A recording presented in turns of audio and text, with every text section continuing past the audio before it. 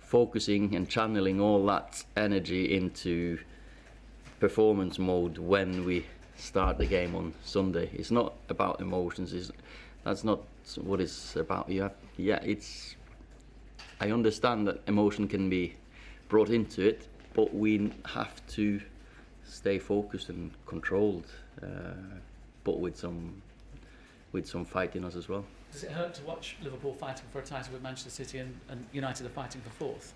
I'm not really focusing on the teams, what they're doing. I'm focusing on us and what we have to do to get to where we want to be. And it's a three-horse race at the top, and it's a three-horse race to the fourth position. So that's more my focus. But now it's of course this game. So you'd like Spurs to win the title? I don't really get myself involved in that, but maybe. Ole, the fans that I've spoken to said they had pretty much no expectations going into the last game against Liverpool. How proud are you that you've changed that perception, because they have big expectations going into this one?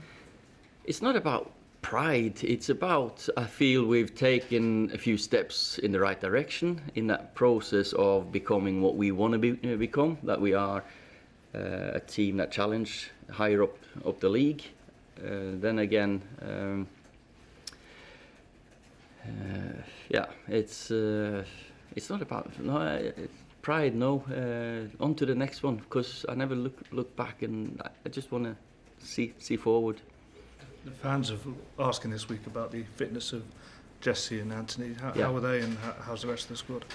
We're looking okay. I hope Jesse will be okay. Hope and think Anthony will be okay, but we've got 2 more days, so they've got to get through these 2 sessions. They've not been part of it yet, but they've been doing some recovery work, and Anthony's was a different muscle, of course. So we think that he might be ready, and hope that Jesse will. How important are those two to the way you play? Well, every single player has their attributes to give us something, and I think the way we played against Chelsea shows that we can manage without them as well. We've got options. It's a big squad, good players. Everyone's eager. They want to play this game, and some of them they haven't played so much. If they get a chance in this game, it's a chance to step forward. So if they don't make it, well, I'm sure it might be the same team as we played against Chelsea. Then who knows? Ole, how do you beat Liverpool? I wouldn't tell here, would I? Of course. Okay, in general terms. Yeah. No, we have to perform better than what we did against PSG. That's the focus that we have to. Because it's a big game, it's a big team. Of course, it's, as you said here, suddenly we're not underdogs anymore. Suddenly people praise us. They think now is the time to play them. We've got to learn from that experience against PSG because we didn't perform to the level we wanted to, even though they should have had 10 men and we should have had 11 on the pitch when it was quite even. So we've just got to make sure that we stay focused the whole game, because to concede a set piece, all these games are decided on little margins. That little 1 centimetre that Mbappe was in front of Eric and he scored instead of Eric clearing it, that second goal as well. That's the deciding factor in these big games. The PSG game, even though I didn't want to lose it, it's been a harsh lesson, one to almost inspire you, learn from. Yeah, definitely, because we were confident going into it, humble enough to know that PSG were a fantastic team, and they are. But then again, the hurt and how the players responded was fantastic. They were disappointed in our performance, and maybe it's natural because Jesse, Marcus, Luke, Anthony, they hadn't played a big Champions League game for Man United at Old Trafford before. So that's something I have to learn from, and they as well. When you last played Liverpool, Pogba was an unused substitute for that game. He'll play now. He's obviously. You watched a lot of United before you took over. What did you think of Paul before you took over, as in terms of his performances for United? And did you think you needed to make him the focal point of this team? I was asked, wasn't I, and I've been quoted so many times that if you'd build your team around Paul Pogba, I said maybe a couple of years back, when you don't think you're going to get this job. And but he's a top player that I've always liked ever since I saw him as a kid. He's a World Cup winner. He's a leader in the dressing room, on the pitch as well. He wants the ball all the time. So my idea was to get him playing to the best of his abilities by not just him, but I thought he's an attacking midfielder. And of course now, you saw PSG, they man-marked him. Other teams probably will.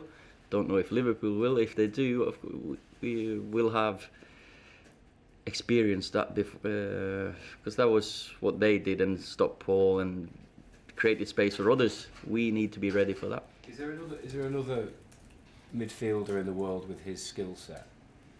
There's different types of midfielders, but in his mould, I don't think there's anyone near with his physical presence. He can score goals. He's great close technique. The diving header he scored against Chelsea, fantastic. He's done the same against Bournemouth when he ran from the halfway line to get in the box. But he can also spray passes when he's more sitting in midfield.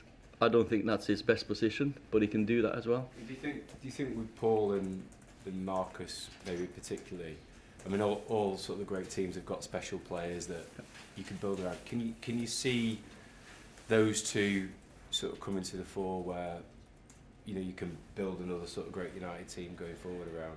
Yeah, they're young enough to stay here for many years, we hope. But then you've got Matic and Herrera. That makes Paul's job the one it is, because you got to complement each other. You cannot just put 11 Ronaldos on the pitch and think you're going to win a game, or 11 Messis, because you're not. So it's all about complementing each other's attributes, and I think we've found a good balance there in midfield so far. Ole, you mentioned Pogba, but in some ways is Herrera a kind of a real spirit of Manchester United at the moment, the way that he's gone about his business? Yeah, you see the way he goes about. He covers every single little grass on the pitch, even though it's not his job, but he does it when it's necessary.